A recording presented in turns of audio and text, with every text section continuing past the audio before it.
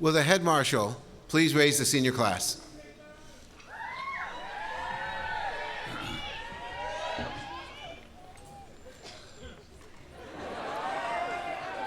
Well done, Annie.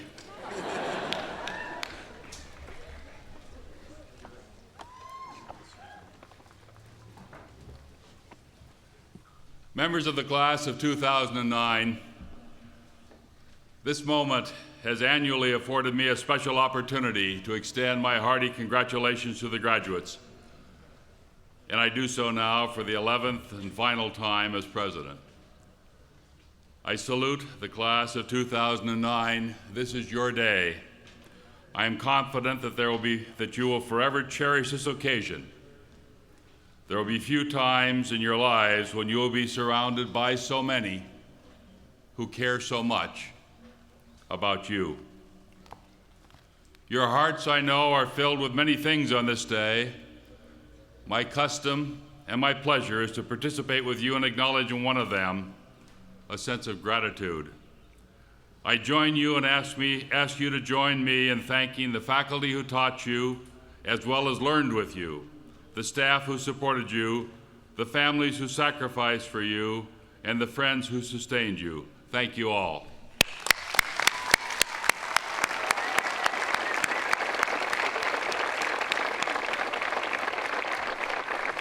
And I also would like to extend a special salute to all who received graduate and professional degrees.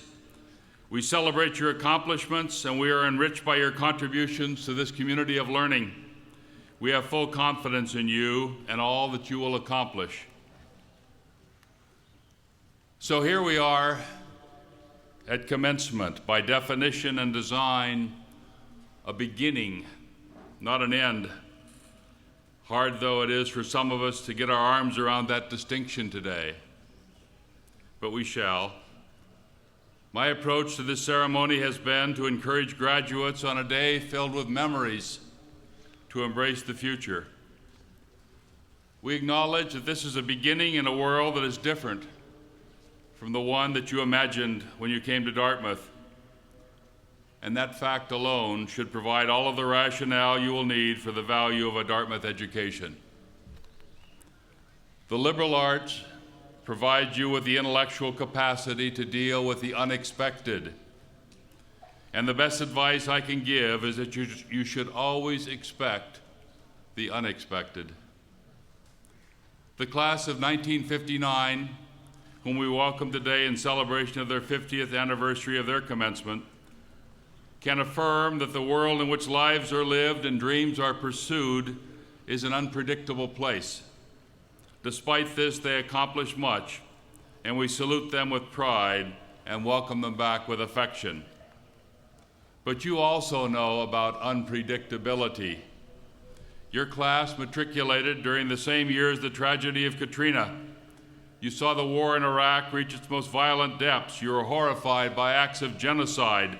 You spent your senior year facing the headwinds of the greatest economic downturn since the 1930s. But you also shared in the excitement of the historic inauguration of an African American as President of the United States. You bore witness to the first Olympic Games hosted in China. You experienced firsthand the power of social networking sites like Facebook and Twitter, which will change the ways in which we interact with each other. In your time here, you have engaged the forces of change, the twists of fate, and the turns of history. Some of you volunteered to support Katrina's victims. Others joined the political campaigns. You advocated for the people of Darfur. You decided to enlist in the military or to join the Peace Corps or to teach or to participate in service groups. And all of you are imbued with a commitment to make a difference and the confidence to believe that you can, whether you seek to do that on the world stage, in your profession, or in your local community. Over the years, I have shared with the graduates some of my observations about the potential they have in a world of change. I would summarize them. It is fine to seek fame and fortune. You never need to be defensive about pursuing material dreams. which many of you will succeed in achieving. But the best things in life cannot be counted or owned. Rather, they can be enjoyed, and they can be most fully enjoyed with those whom you care about and those who care about you.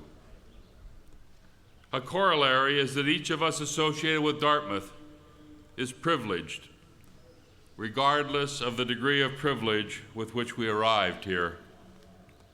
And with privilege comes a responsibility to those who do not share our good luck. No personal accomplishment is as rewarding as watching those whom you have encouraged, mentored, taught, and supported accomplish their dreams. Thirdly, be independent and self-sufficient, but be these things without also being selfish or lonely.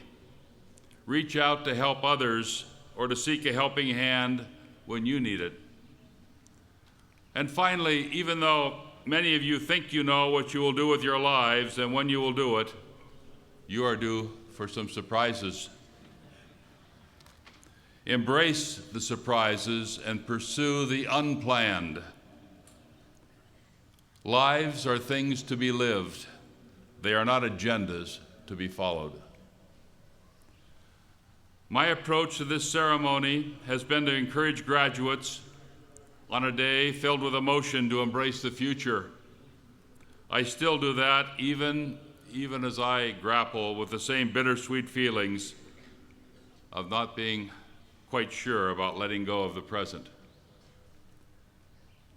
Each of our lives is energized by our dreams and aspirations and is anchored by experiences that fill our memories.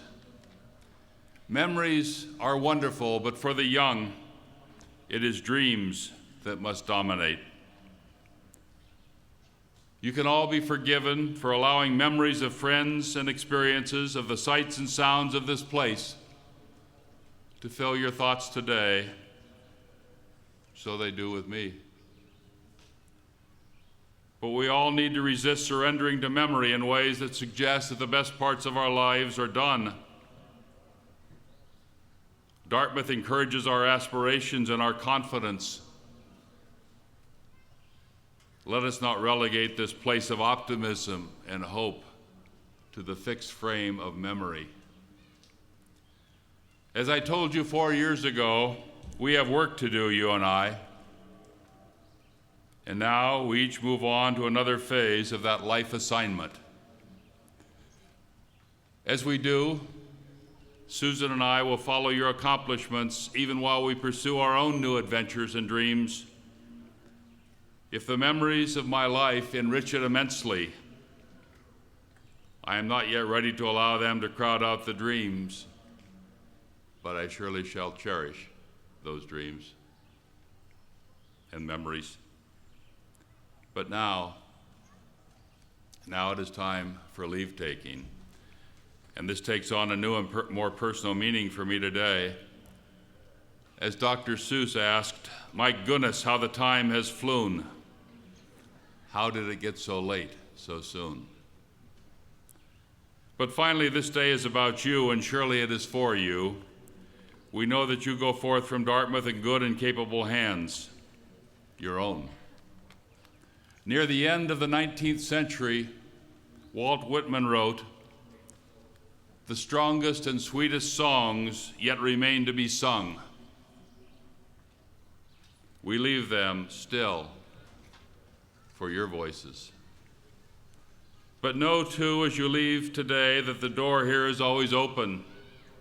The Inuit sculpture standing in front of McNutt Hall reminds us of Dartmouth's historic ties and ongoing commitment to Native American education. But that is more than a reminder of our history. It also whispers to each of us, welcome. Welcome, as you always will be here. You are ever a part of Dartmouth Undying, as Dartmouth is forever a part of you. President John Sloan Dickey always concluded his annual commencement address by saying, "And now the word is so long." because in the Dartmouth Fellowship, there is no parting. So, good and sustaining friends, congratulations. I am so very proud of you. Good luck. And so long.